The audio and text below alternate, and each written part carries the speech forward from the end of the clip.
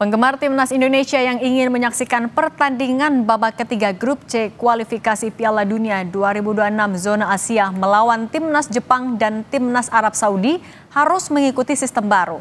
PSSI menerapkan pendaftaran terlebih dahulu melalui laman Garuda ID sebelum pendukung Timnas membeli tiket pertandingan. Apa tujuan dari penerapan cara baru ini? Kami akan bahas bersama anggota Exco PSSI Arya Sinulinga. Pak Arya, selamat petang, apa kabar? Selamat petang, apa kabar Mbak Sin? Baik, alhamdulillah. Pak Arya, masih ada pendukung Timnas yang kesulitan mendaftar Garuda ID secara online, masih beradaptasi. Ditambah kalau kita bayangkan banyaknya pendaftar atau supporter yang mau beli tiket di suatu situs bisa menyebabkan itu error. Apa solusi yang ditawarkan oleh PSSI untuk menjawab kesulitan ini? Ini biar tahu dulu kita ya. Yang pertama latar belakangnya dulu deh, biar kita paham dulu. Kita ini kalau mau masuk ke sepak bola modern itu memang sudah terdata itu yang namanya orang punya identitas. Dulu itu ketika Piala Dunia di Rusia, itu Anda kalau beli tiket Anda harus punya ID untuk Olimpiade Piala Dunia itu. Kalau nggak punya itu nggak bisa. Itu jadi udah diterapkan di Piala Dunia. Dan hampir beberapa negara yang maju juga sudah seperti itu. Kenapa? Karena kita mau membuat keamanan lebih nyaman buat supporter.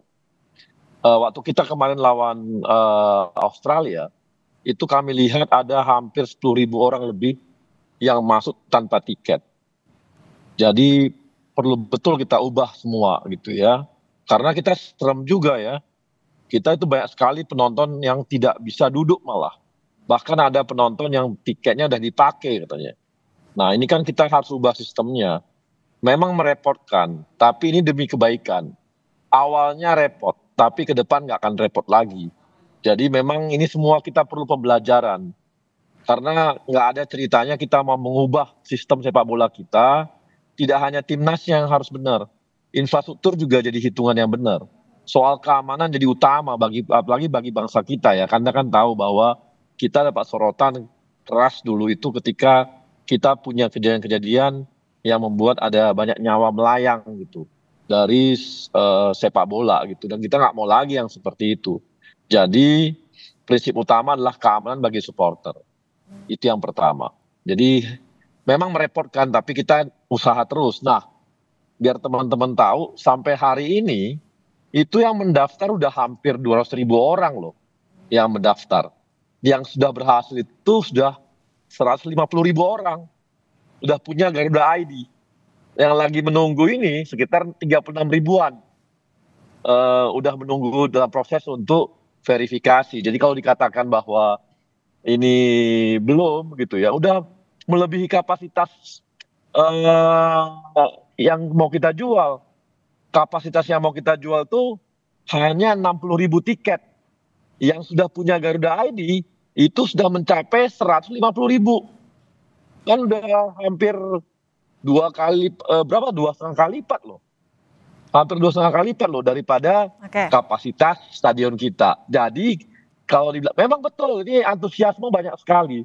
Tapi kita usaha terus untuk mereka supaya bisa mendaftar. Nah, Pak Arya, tapi berbicara soal antusiasme tadi, apabila ada yang masih belum daftar di Garuda ID, ada opsi lainkah yang disiapkan atau yang mereka tidak bisa? Tidak ada. Tidak ada. Ya, kalau kita mau mengubah sistem kita nggak boleh tanggung-tanggung. Pak Erick itu udah bilang kita nggak boleh tanggung. Sama anggota PSSI sekalipun, Exco PSSI sekalipun, pengurus PSSI sekalipun itu harus punya Garuda ID. Dia nggak bisa. Misalnya dia bawa keluarga pun, anaknya pun harus punya Garuda ID. Jadi nah satu akun Garuda ID bisa beli berapa tiket, Pak Arya? Hanya beli satu. Oh, satu akun per satu tiket ya? Iya, tapi dia bisa beli untuk 4 tiket. Tapi semua harus punya Garuda ID yang 4 tiket itu.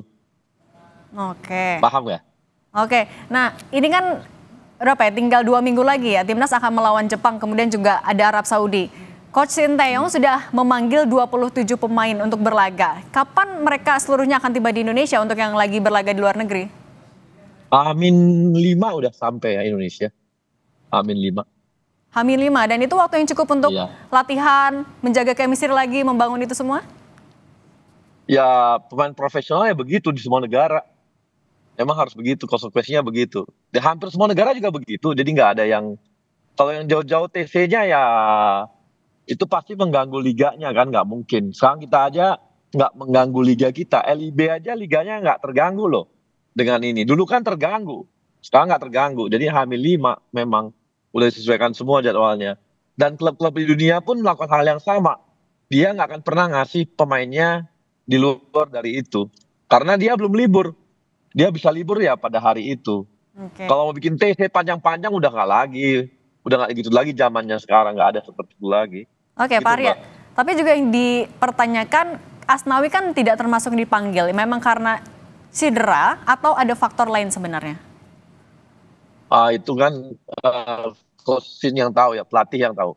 Semua pemilihan pemain itu pelatih yang tahu. Apakah dia fit atau sakit atau apa, semuanya adalah pelatih yang menentukan. Kita hanya menyediakan pemain, siapkan pemain, federasi kasih pemain kepada pelatih, pelatih yang milih mana yang dia mau, gitu. Oke. Untuk para penonton yang tidak sabar nanti menonton di GBK, pembelian tiket akan ditutup kapan, Pak Arya? eh saya lupa ini, tapi yang pasti sekarang udah mencapai 24.000 loh yang beli. Hari pertama loh ini baru. Oke, Berarti sisanya tinggal 36.000 loh. itu Baru hari pertama ini. untuk yang Jepang, untuk Arab Saudi atau dua-duanya? Jepang. Untuk yang Jepang. Untuk Arab Saudi udah kejual 11.000.